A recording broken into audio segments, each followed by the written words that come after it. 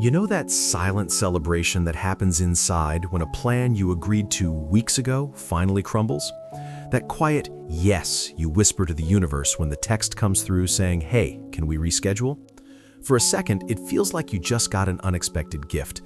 But then, almost on cue, a second wave hits, the guilt. The subtle whisper that asks, "Why do you feel relieved? What's wrong with you?" Let's sit with that feeling, because it's not what you think. We've been sold a story, a very persistent, very quiet story that says our default setting should be on, that being alone is a temporary glitch in the human software, a problem to be solved by reaching out, connecting, and filling the space. This isn't an accident. We exist in a culture that has, for generations, framed the desire for solitude as a symptom. If you prefer your own company, the logic goes, you must be hiding from something: social anxiety, unresolved trauma, a personality that just hasn't learned how to people correctly. And sure, sometimes a cave is a hiding place, but other times it's just a workshop. It's where you go to build the thing you bring back to the world. Think about someone you might know. Let's call her Alexa.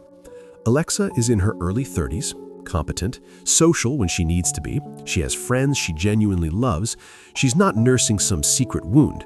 But when a weekend trip or a big birthday party appears on the calendar, a slow, heavy fog starts to roll in about 4 days beforehand. She always goes, because saying, "I don't want to," feels like admitting she's broken. She returns home, and the exhaustion isn't the kind that sleep cures. It's a bone-deep drain. For years, she just assumed she was failing at being human, that there was a more social, more energetic version of herself she just hadn't grown into yet. The possibility that her wiring was different, not defective, never crossed her mind. The research on sensory processing sensitivity that found a significant slice of the population, around 15 to 20%, has a nervous system that operates on a different bandwidth. It's not that they feel things more intensely necessarily, but that they process them more deeply.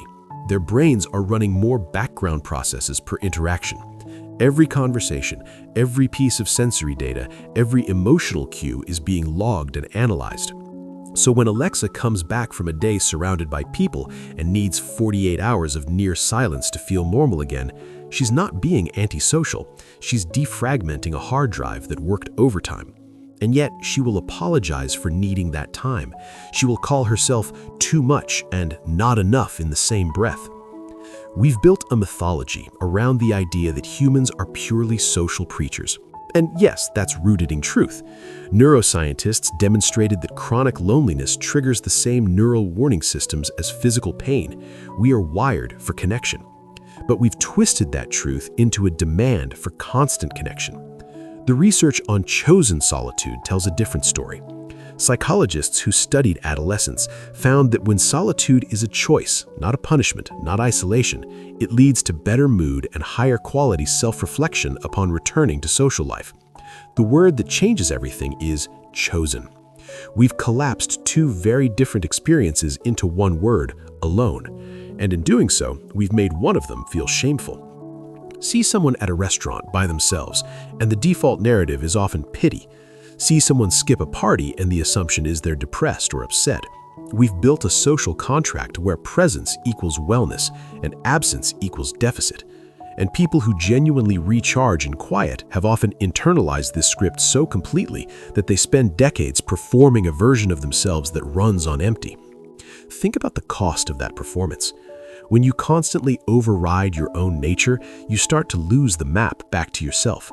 You go to the dinners, you stay on the phone longer than you have energy for, you say yes to the noise. And over time, that creates a low-grade static of exhaustion that you blame on your job, your commute, or just the general pace of life.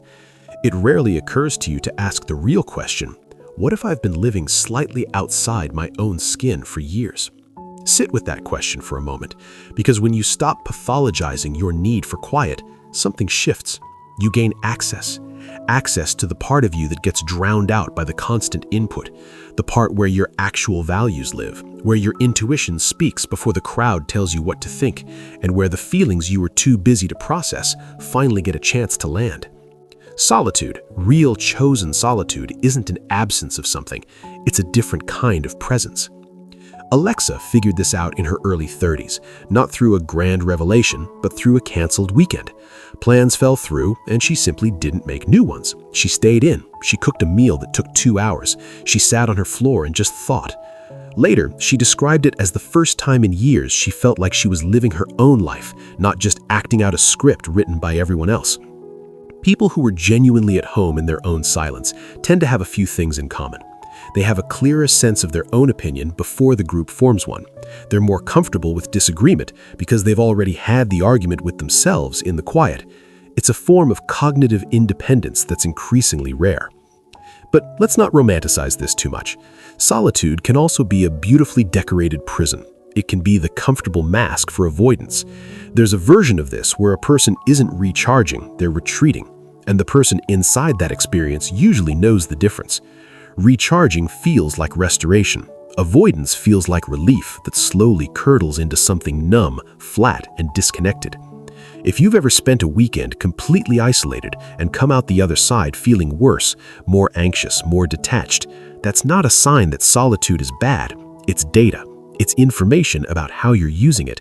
It's a signal that your solitude might have become a wall instead of a door.